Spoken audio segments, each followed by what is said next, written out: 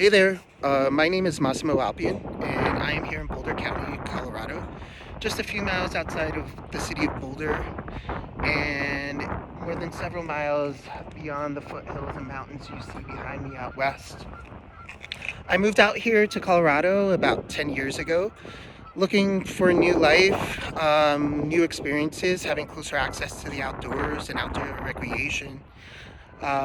And what I have seen over the past 10 years in is increase in frequency of climate change events, as well as my experiences with climate change have continued to be closer to home. My first experience with climate change that affected me directly was in 2018 when I left Boulder and I left the Front Range here of Colorado and moved up in the far mountains behind me, and a wildfire began to burn less than 500 feet from my home. That summer was extraordinarily hot and dry, where we didn't see a drop of rain for almost 2.5 to 3 months. A wildfire roared through the night and picked up speed and came close to a community, which is where I lived. I was evacuated in the middle of the night. I had to grab just a few belongings in a matter of minutes. Fortunately, my home was safe and did not burn. But I did have the socioeconomic privilege to navigate a system where emergency relief services were provided to me, where a shelter was provided to me, as well as other services like mental health services. The community there in the mountains that I lived in was quite segregated between a wealthy white community as well as a community that was less socioeconomically privileged and was a mix of individuals of all race and socioeconomic backgrounds, but predominantly a brown community of Latinx individuals. What I did see was that a lot of the Latinx community were not provided or did not have access to the same services that a lot of the privileged individuals did. A lot of them were not native English speakers, or English was their second language. Some of those individuals that I knew in the community from working at local businesses were also undocumented and did not feel comfortable or safe to go and navigate the system or utilize the resources around them. So firsthand, I was able to be affected by climate change, but also see how climate change affected different communities around me in different ways based on privilege. A few years later, I moved back down to Boulder here, and interestingly enough, I began to see the effects of climate change here almost on a monthly basis. Our summers have become extraordinarily warm as well as dry.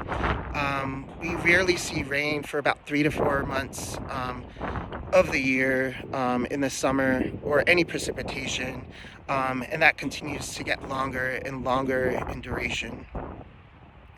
In addition, the foothills you see behind me, the mountains you see behind me, are now usually covered with smoke for about 5 months of the year. And I myself have now developed adult onset asthma from breathing dirty air and not having access to clean air any longer. Fortunately, I do have access to healthcare and good health insurance, but I can only imagine individuals that maybe have had the same experiences as me have developed asthma or other respiratory issues that do not have access to healthcare and what they're experiencing. Furthermore, the most devastating witness to climate change that I've had, that my community has had, was in late 2021, just 60 to 70 days ago, at the end of December, where a wildfire ripped through this entire community behind me of Louisville and Broomfield, Colorado, just a few miles from my home. I was not evacuated with this wildfire, but a lot of friends and families that I know that I am close with actually not only were evacuated but lost their homes.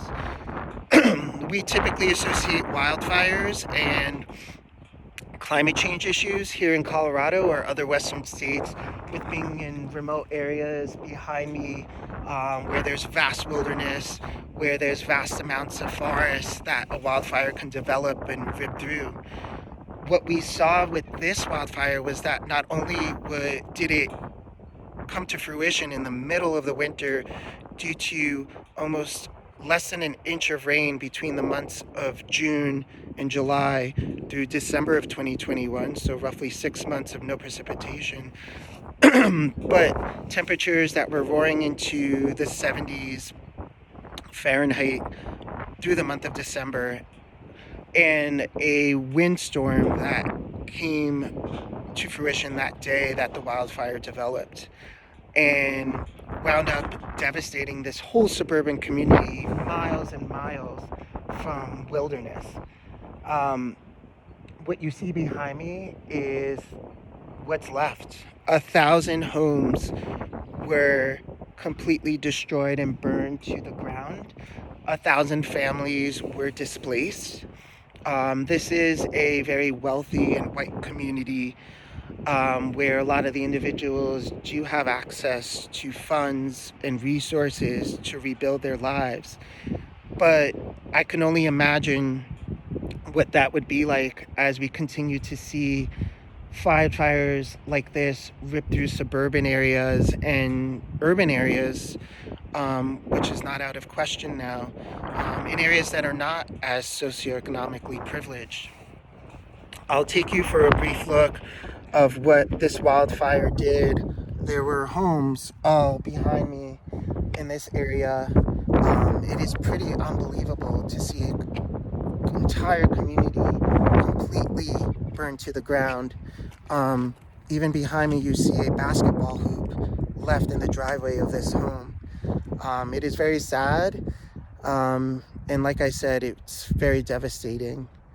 So I hope to see that organizations like Climate Refugees will bring to light a lot of these issues that I spoke about today, as well as have more conversation and dialogue around how we always say, and how Climate Refugees says, that climate change affects us all but not equally. And this is a community where climate change has devastated it, but privilege allows a lot of these individuals to move on and rebuild.